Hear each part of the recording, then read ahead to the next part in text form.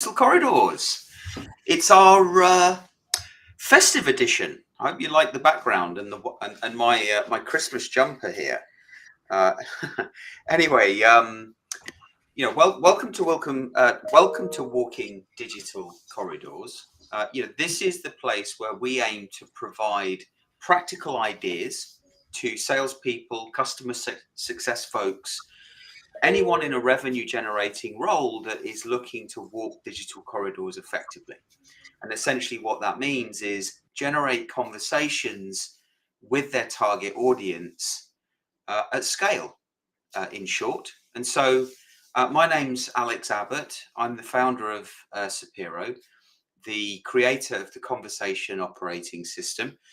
And I'm your co-host today, along with Jordan Abbott, also known as the sales poet.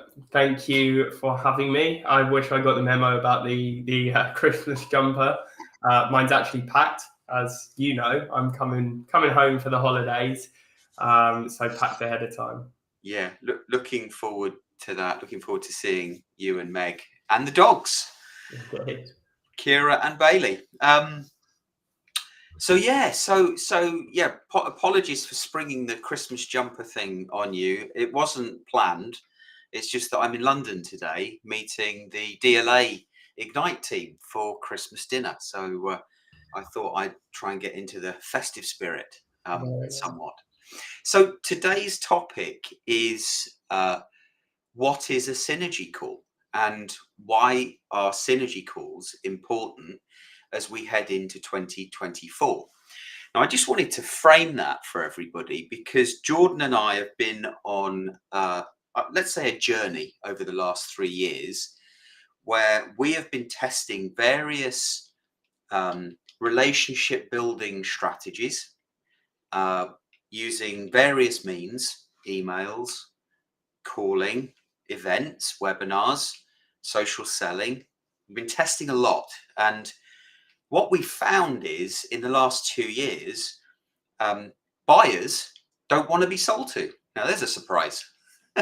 and in fact, the harder we tried to prepare and put insight under our target audience's noses, the less likely we were to arrange a call with them.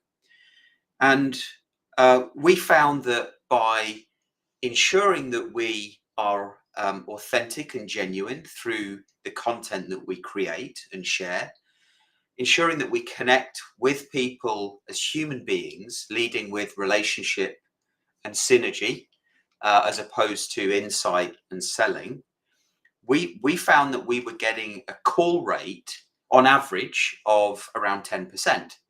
And it ranged between 7 and 13.5%, depending on who we were, because there's a number of people that we're tracking and the sales strategy that we were following. And that percentage, by the way, is the percentage of people we sit a call with from those that we ask. So I'm going to stop rambling and I'm going to ask a question to Jordan. What in your mind, what is a synergy call? Yeah. So just to, I guess, frame this, I personally am a little bit against the term synergy. Okay. Purely because I think it's one of those terms that started working for some people and then everyone jumped on the bandwagon. Yeah. And it's a bit of I think nowadays it's used by a lot of people as a bit of a cop-out within sort of messaging. That first go to, oh, do you want to jump on a call and explore synergies? So I think that it's got a bit of a stigma surrounding it.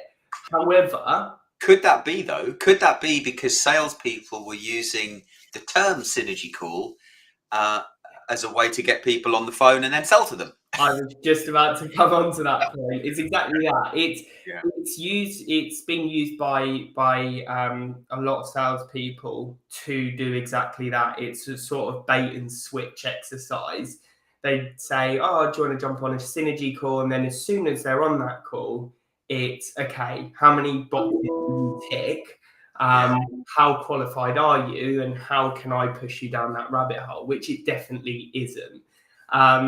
Rabbit hole being the funnel. Yeah, exactly. Yeah. Exactly Because that. there's plenty of calls that I've been privy to whereby sellers take buyers down rabbit holes.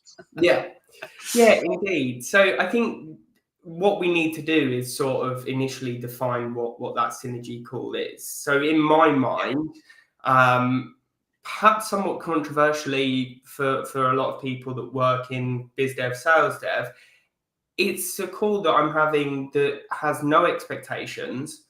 I'm jumping on the call kind of selfishly to learn a bit more and expand my knowledge, get to know the other person that I'm on the call with. And then if there is genuine synergy, if there's an interest to learn more, then of course I'm going to continue the conversation. But equally, if there's not, then I'm gonna shake hands with that person virtually, and we're gonna part ways. No hard feelings. I've just got to spend 30 minutes with what, in most cases, is a pretty cool human being that I've got to know a bit better. So it's one of those things that I think it's hard to define what a synergy call is, but at its crux, it's an introduction call. Yeah, to see whether or not you get on with the person. Yeah. I think it's important to add that from our own experience, we've found it far easier to arrange synergy calls with our target audience, even when they might suspect they're going to be sold to. We hold fast at the fact that this is simply me wanting to network with you because, after all, that's what networking is about. And LinkedIn wouldn't work if there was no sort of power of reciprocation between two or more people. Yeah. And so, to your point, it really is. And I'm going to come on to another question here. What is a synergy call? I think back to that question. It's and how does one manage a synergy call effectively? When you join the call, two people join the call.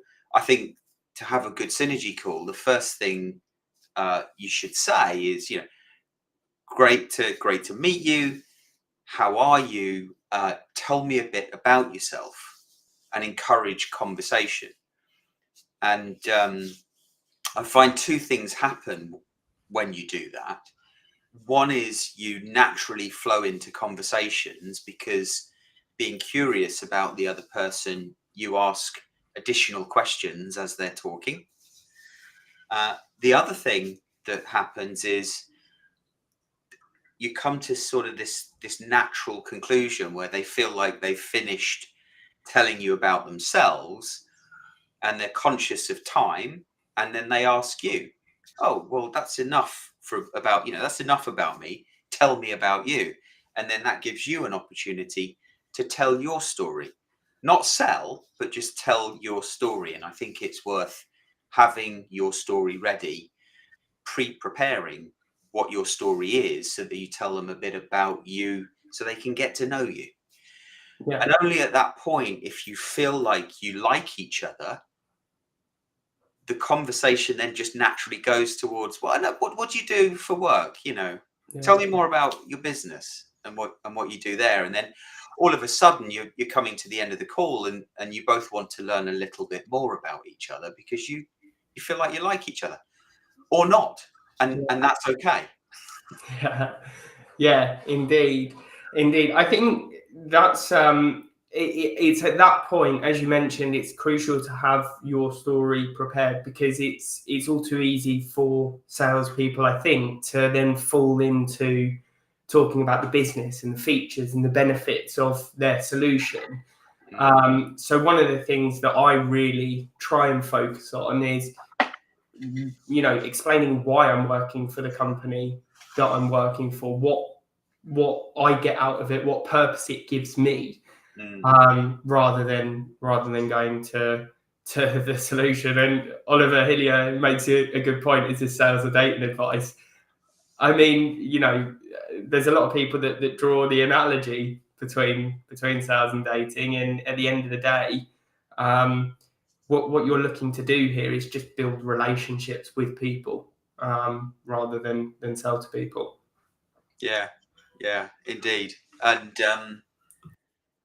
you know, we should also add that often you have this synergy call. You know, we have this synergy call with someone, sorry, and because it's been very clear about who we are and what we do through the content that we produce and our active social behaviors in terms of the conversations that we're getting into, quite often there are no surprises, right? So the the person at the other end of the phone, of the Zoom, of the Teams, already knows what you do, Yeah, and it's likely there's interest as a result of that.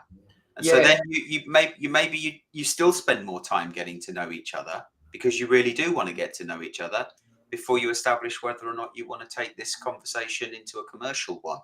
yeah. It's a really good point, and I think, you know, one of the things that we do need to stress is the fact that this isn't a tactic that can just be implemented on its own. There's everything else that needs to be done in terms of excuse me, your profile telling your story, right? The content that you share, positioning you as someone who's worthwhile having a conversation with.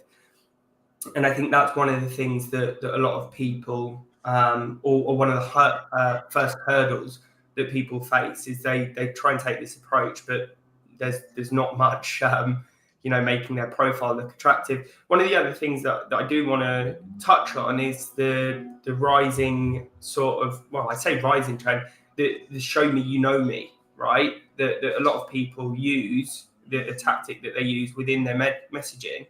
Essentially what we're doing here is, or at the core of that show me you know me, it's curiosity that's driving that, and it's also curiosity that's driving this and how effective it can be.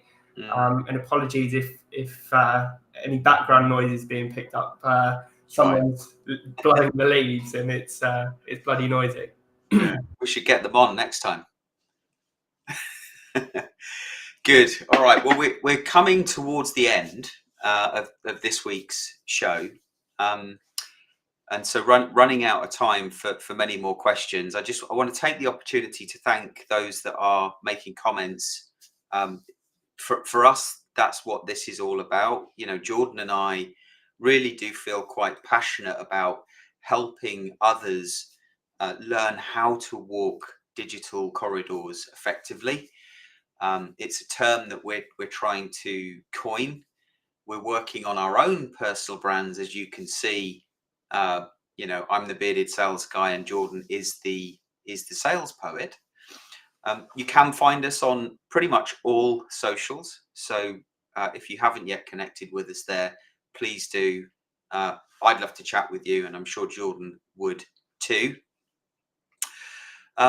Any final comments, Jordan, before we close? Um, Anyone that might still be skeptical about the value of a synergy call? Well, I think, look, there's skepticism within prospects, and you know we all receive it. Are you going to bait and switch me? I think as long as your intentions are pure, then you know it's a case of just understanding that there is that skepticism, and just remaining true to what you're trying to achieve. For me, it's getting to know people and building my relationships and learning about other people and what they do. So when I do receive those messages, it's a case of okay, that's fine. You know, perhaps in the future we'll chat. But yeah, it's really about identifying, okay, what are you trying to achieve singularly as a human being, rather than, okay, this is going to help me hit my number, which it will inadvertently. But Mm, by having that, okay, this is going to hit my number, it does feed through on those calls. So it's all about really being true to your intentions. yeah, brilliant. And if anyone does want to learn more, I've recently set up a Substack, www.beardedsalesguy.social. join me there for some free content. I'm also putting out premium content if you're interested. And so this is Walking Digital Corridors, the 12th episode of season 1. Next week, I think, will be our 13th and final episode for the season, unless Jordan wants to continue through the Christmas period, perhaps in front of our Christmas dinner. Who knows? Thank you for listening, and have a great week, folks. See you next week.